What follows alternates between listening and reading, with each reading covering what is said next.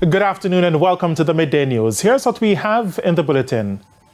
We are fed up. Education Ministry to go public with teacher pay slips when salary issues arise. National Security Ministry to review police wages following compensation review exercise. And in sports, young reggae girls end CONCACAF campaign with a win versus Panama. Thank you for joining us. I'm Shane Masters and here are the details.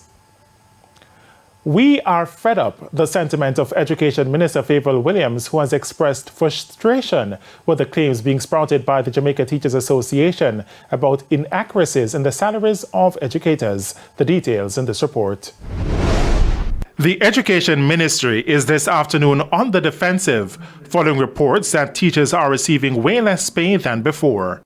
In one instance, a teacher from Westmoreland reported to her JT representative that her salary for March was $6.68. But the Education Ministry has dismissed that claim. In a press release Tuesday, it was revealed that the teacher's net salary for the month of March was $58,798.79. This, the minister notes, is after deductions and payments to a credit union. As of now, whenever these issues come up, we are going to research them and we're going to put it out in public. We're tired of just the negatives around this, the innuendos. We're tired of the false claims.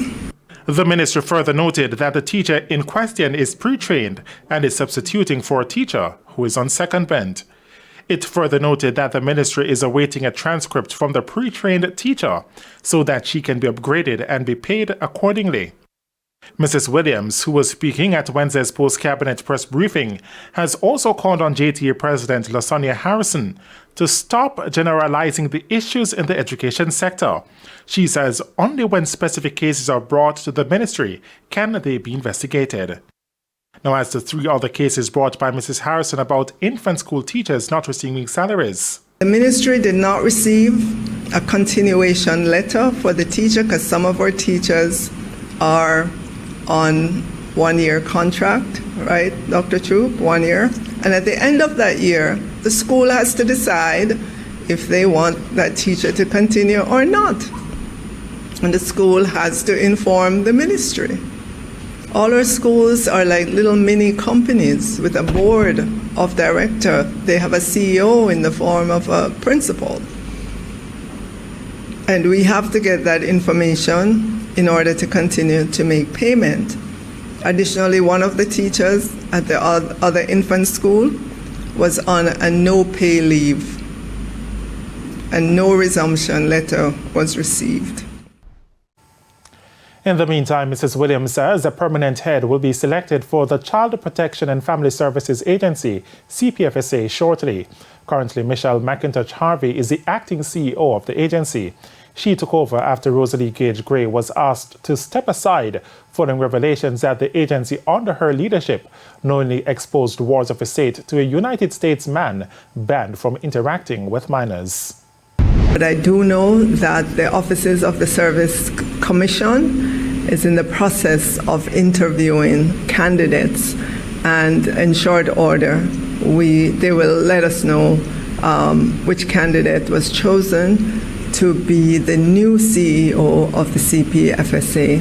As you are aware as well, the Prime Minister recently announced that Minister Marcia Smith will be at the ministry as a state minister with a focus on the child protection sector. So I want to welcome Minister Marcia Smith to the Ministry of Education and Youth, and we look forward to just bringing you up to speed as quickly as possible. The Overseas Examination Council, OEC, is expected to ask for the intervention of police investigators in the probe into the leak of the CSEC mathematics paper.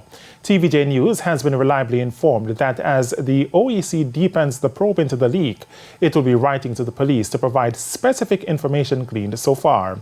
The OEC launched a probe after it emerged that Jamaica was the source of the leak of the math paper too. Registrar for the Caribbean Examinations Council, Dr. Wayne Wesley, said the leak was pinpointed to one location and that the information was subsequently disseminated across various social media platforms, reaching other Caribbean nations. CSEC has stated that grades for this examination will be awarded using the modified approach. National Security Minister Dr. Horace Chang is assuring members of the Police Federation that he will be taking a second look at the anomalies and discrepancies in their compensation review package. Now, he described the previous tax bracket of the officers as ridiculous. More in this report from Karen Simpson. The police may have signed the new salary compensation package, but they are far from happy. Chairman of the Police Federation, Corporal Rowan James, says the Federation will be pressing the Ministry of Finance to correct the anomalies in the salaries of rank-and-file members. It is unacceptable that almost 3 months after inking that deal, the Ministry of National Security was sent a letter regarding overtime payment on the 16th of May with errors and innuendos, and was received again after it was sent back. In response, National Security Minister Dr. Horace Chang says he will be taking a second look at the anomalies and discrepancies in the compensation review. He says the government will be implementing a new system to ensure that officers will be better off. I didn't like allowances in public sector because when those individuals retire and allowances are not pensionable, they retire into poverty. That was one of the biggest challenges we had dealing with out there. It is not yet a level we could consider perfect, and especially all desirable, but you're certainly better off with a better base salary. Dr. Chang further noted that where benefits were once limited, it will now be adjusted and simplified. You have 16 scales instead of 300 scales, and you have alignment issues.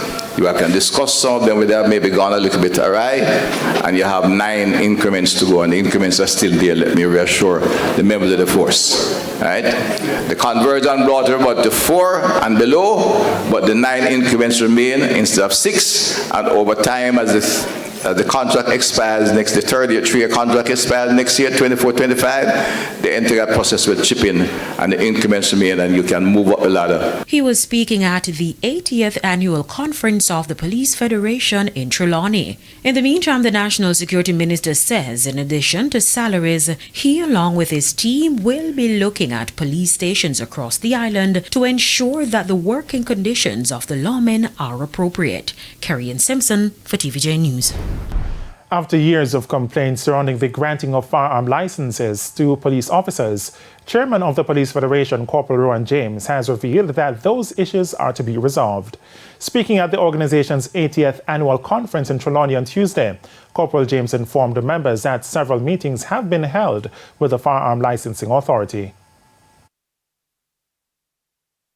And I'm happy to report that based on the various meetings that we have, that a number of these unresolved issues have been resolved, some are being reviewed, and you will in fact be getting speedy updates from the Firearms Licensing Authority. Whatever the unresolved issues are, we are moving speedily in partnership to ensure that that is resolved in short order. And it's time for a break here on the Midday News, but stay with us for more stories when we return. Welcome back to the Midday News. It's now time for the Business Minute. $180 million will be distributed among holders of bonds issued by Digicel's holding company, Holdco. This comes as a majority-backed debt restructuring deal with the locally headquartered telecoms company founded by Dennis O'Brien. A statement from the company says these shareholders have opted to give up their investments for a cash payment. The Holdco write-off agreement is separate from ongoing talks with holders of bonds issued by Digicel's operating companies. The agreement will see owners of higher-ranked but unsecured Holdco bonds who are owed $455 million in capital and interest get a $163.5 million payment, which works out to roughly 37 cents for every dollar owed. Owners of more lowly ranked subordinated bonds, who are collectively owed $208 million will get just $19.5 million. In both cases, the deal provides for potential future payouts if cash becomes available. The deal will also see $110.2 million from the level of the holding company released to Digicel operating company Digicel Limited, and some changes to historic intercompany liabilities. Digicel is in talks with the bondholders of its operating companies to hand them majority control in exchange for a debt reduction of $1.8 billion. The highly anticipated debt ceiling deal is headed to the floor of the U.S. Congress. The House Rules Committee voted to advance the bill Tuesday, clearing a key hurdle for the legislation. Debate is expected to begin on the legislation Wednesday, as well as a final passage vote. If it does pass the House, it will head to the Senate. And that's it for the Business Minute. I'm Hal Shaneberg. And here's a preview of what's coming up in this evening's health report. In this evening's health report, we look at speech delay in children. You want your child to be able to express their wants, their needs, to explain if something has happened, to say if they're hurt. So if there is a delay, that child might not be able to communicate this. And then that would put them at a disadvantage. It also puts them at a disadvantage for academic success. So parents ought to be on their P's and Q's to be looking out for these signs. That's the health report in Primetime News at 7. And now for today's healthy living tip. Use simple phrases to communicate your child's needs or demands. Your child should be able to use about 50 or more words daily.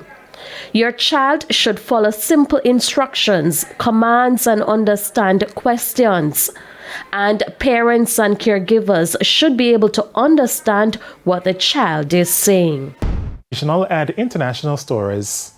In the region, a new United Nations-supported report has revealed that an estimated 4.9 million people, nearly half of the population in the French-speaking country of Haiti, are experiencing high levels of acute food insecurity. The latest Integrated Food Security Phase Classification (IPC) analysis notes that of the total number of affected people, 1.8 million are in an emergency level phase of need. On the international scene, the United States has revealed that it is looking to consider restricting visas for some Ugandan officials after the country adopted one of the world's toughest anti-LGBTQ laws. U.S. Secretary of State Antony Blinken said the U.S. was deeply troubled by Uganda's Anti-Homosexuality Act, which was signed into law by President Yoweri Museveni on Monday.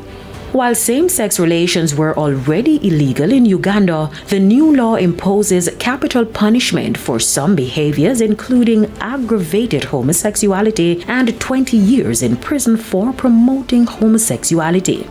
And Zimbabwe is set to hold its presidential and parliamentary elections on August 23. President Emerson Mnangagwa, who was elected president in 2018, said he will be seeking a second term in office. His main rival is lawyer and pastor Nelson Chamisa, who leads the newly formed Citizens Coalition for Change (CCC) party. And those are the top regional and international stories. I'm Carrie Simpson. And we head to a quick break. When we come back, Jordan Ford will have your midday sports report.